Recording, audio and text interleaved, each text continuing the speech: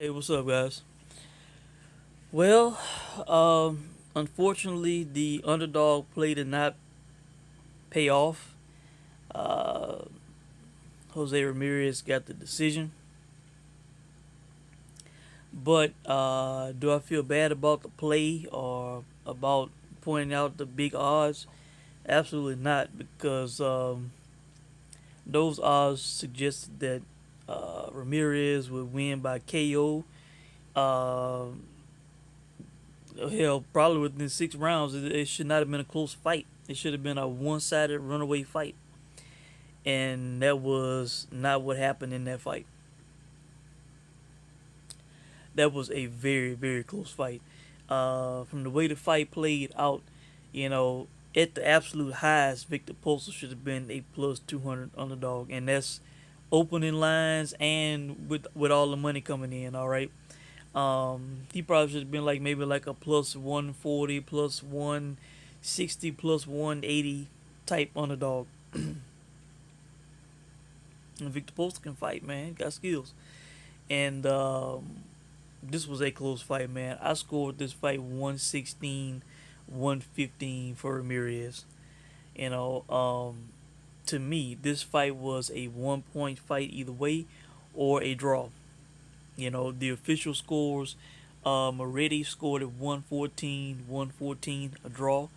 That would be, in my opinion, the best scorecard of the night. Um, Cheatham 115, 113 for Ramirez, and Wisefield 116, 112. Now the Cheatham 2 point scorecard, I won't make us think about. But the Steve Wisefield card, that was bad, man. That was not a 4 point fight for either fighter. That's a bad scorecard. All right. Let me go through my notes and tell you how I saw the fight. All right. Round one, 10-9 Postal. Jabs to head and body. Definitely landed more in the round. Round two, 10-9 Postal. Postal outboxing Ramirez on the outside. Stick and move.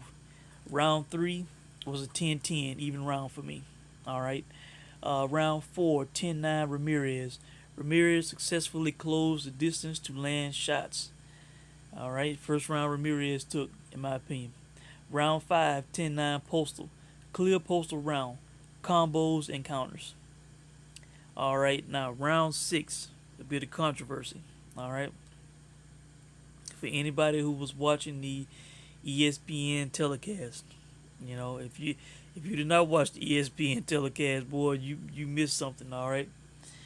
Okay. In that round, I gave it 10-9 to Ramirez for his effective aggression. All right. This was where the fight started to change, in my opinion.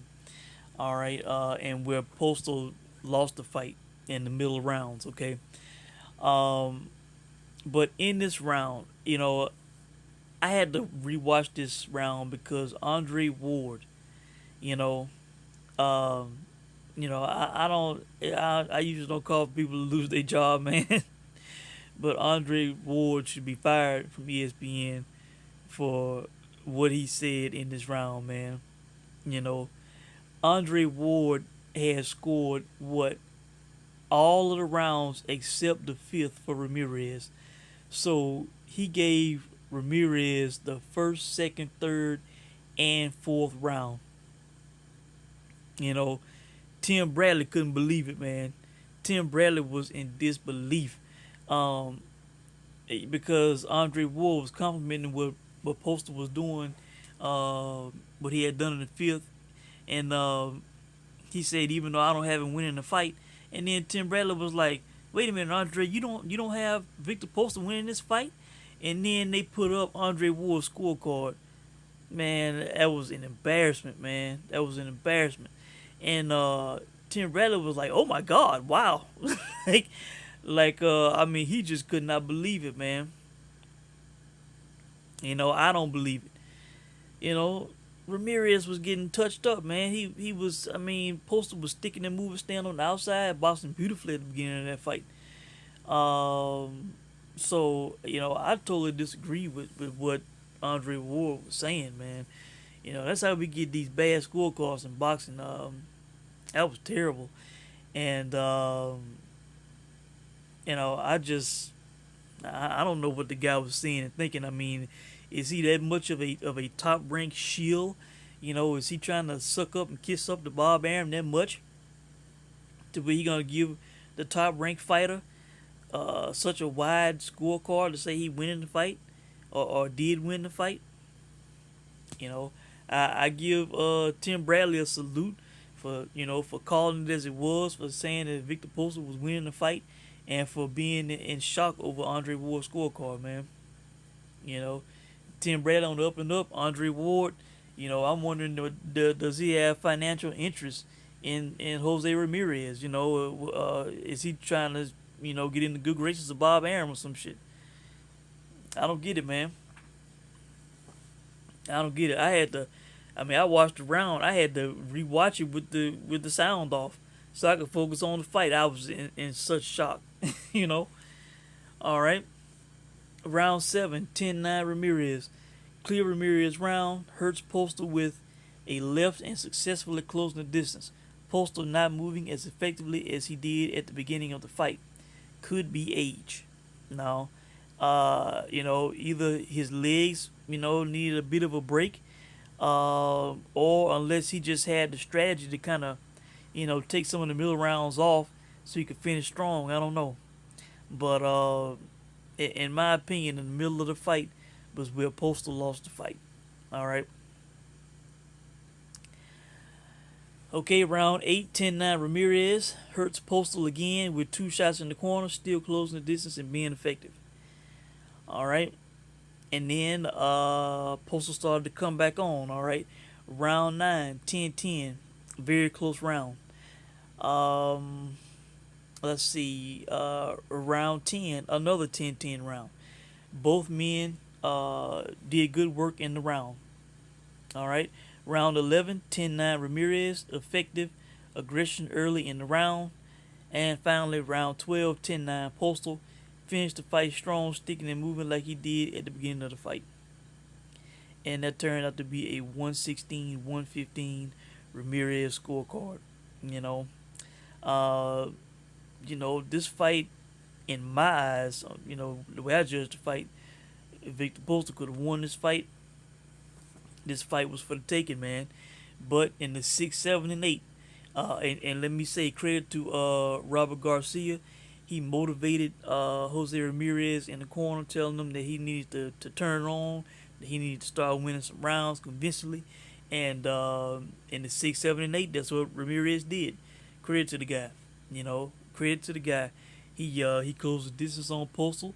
I don't know if Postal's legs started to betray him, or he just kind of wanted to take some time off to finish the fight strong. I don't know.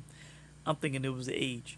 I think if he could have kept the pace that he was doing in the first 5 rounds of the fight, I think he would have done that. But I just don't think he could at 36. But he fought a good fight, nothing to be ashamed of. And hell, depending on how the division plays out, maybe he could fight for a world title again and maybe win a world title. But the time is the clock is ticking on him. All right. So that's how I saw the fight, guys. A very close fight. Only a 1-point win for Ramirez, in my opinion. Again, if you had a 1 point for Postal, I wouldn't make a stink about it. If you had it a draw, I wouldn't make a stink about it. It was that kind of fight, but it was not a 4-point fight as Steve Weisfeld judged it. That's not what it was. And Andre Ward, I think he had a 3 or 4 point win for Ramirez. I didn't put his scorecard down, but it was an embarrassing scorecard, man. That was embarrassing for Andre Ward to have Ramirez winning the first 4 rounds, and Ramirez was getting touched up. Postal was sticking and moving, man, giving them a boxing lesson. So that's how I saw the fight, guys. They're talking about undisputed. Hopefully, we will get that fight. I looked up Josh Taylor's opponent. They were talking about it on ESPN. Apinun Kong Song. I'm assuming that's how you say the guy's name. From Thailand. You know, as soon as I pull him up, 16-0, 13 knockouts. Okay, I'm like, oh, okay, all right. And then when I look at his box rec, what sticks out? Box rec has him ranked 92nd in the world. All right, 92nd in the world. All right, the guy is 24 years old. He has been a pro for 3 years. Hell, I don't even see an amateur boxing link on his box rec. All right, now I looked through the guy's resume. Oh man, woo! At the IBF, man, I think it was the IBF mandatory. I'm sure it is, cause he has had man. Why am I not? Let me refresh this. I'm need to log in here. But he's been getting these like minor IBF belts, and damn, I gotta pull this guy's box rec up again. Um, yeah, he's been getting these minor IBF belts, so I'm assuming he is the IBF mandatory for Josh Taylor, not the WBA. All right. Let's see. Yes. All right. Now let's go through this guy's resume. All right, because it's just too fun. The mandatory for Josh Taylor now is 24-year-old Apinun Kong Song, or as I kind of playfully call him, Thong Song. All right.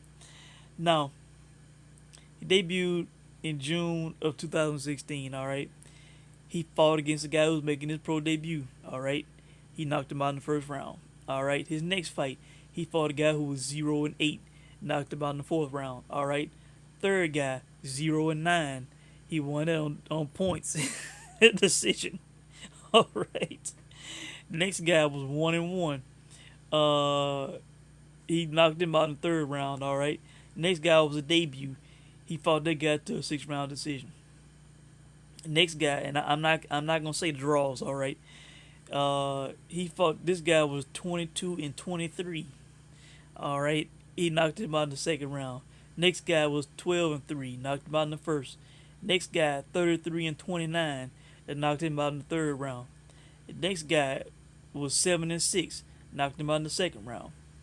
All right. And all these fights in Thailand, it appears. Yes. All right. Next guy was 11-3. That was a 12-round decision. All right. Wow, I'm shocked. I thought he didn't. He actually didn't go a full 12. He did go a full 12 in his career. I kind of missed that earlier. All right. So he did go a full 12 rounds against an 11-3 guy. The scorecards of 115, 113, 115, 113, 117, 111 for the vacant IBF Asia Super Light title. All right. Okay. Next guy was 15-14, knocked him out in the first round. Next guy 23-19, knocked him out in six. All right. 6-11 guy, knocked him out in five. 12-3, knocked him out in the third. Next guy was 31-7, knocked him out in the fifth. And finally, he fought a guy who was 9-11, knocked him out in the second round. Oh boy. All right. So, this is the guy who Josh Taylor is fighting. All right. I should pull up some video on him just for fun. I might do that in this video. See if I can find some footage of this guy. He had all his fights in Thailand except for his second to last fight was against Akiro Kondo in Japan. All right. At the Korakuen Hall, whatever you say that. All right.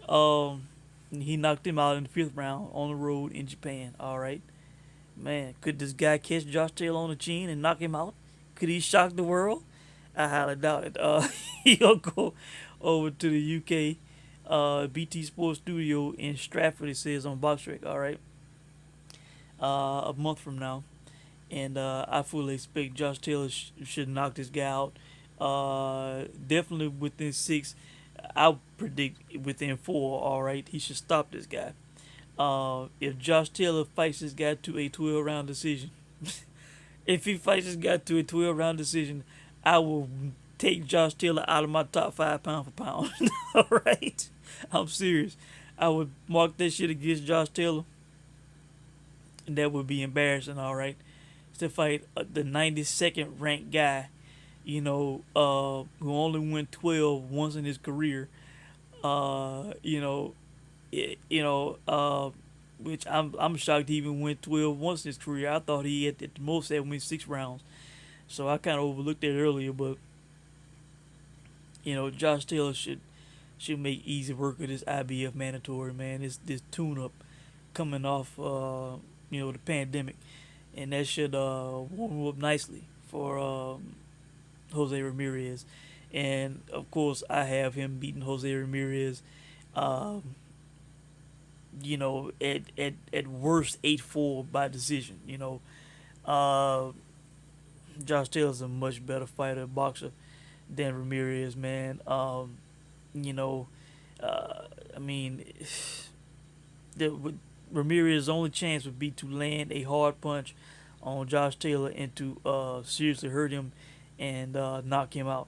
Unless he could drop him multiple times on route to a decision, but I don't see it, man. I see Josh Taylor being much smarter, much craftier.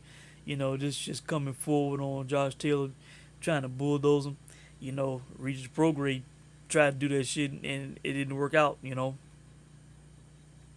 Josh Taylor's he stood in the pocket took the fight to Regis Prograde, man, and beat him at his own game.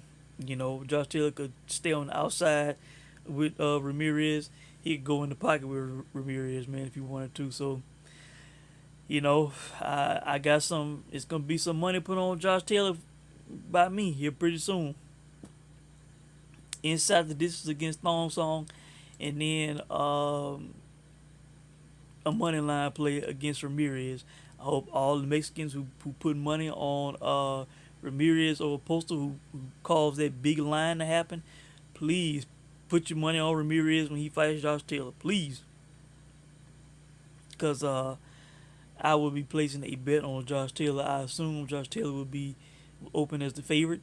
Hopefully, the Mexican crowd, the Ramirez fans, whoever they may be, will put money on Ramirez, believing that he will win, and I can get even better odds on Josh Taylor. You know, so that's how I'm seeing it, guys. I'm seeing Josh Taylor beating Thong Song, and then beating Ramirez to be undisputed. So that's it, guys. Let me know what you think. I hope you enjoyed the fight. This was a really good fight, a close fight. Credit to both Ramirez and Postol for the fight that they gave, man. So that's it, guys. Let me know what you think, and I'll check in soon. Thanks for watching.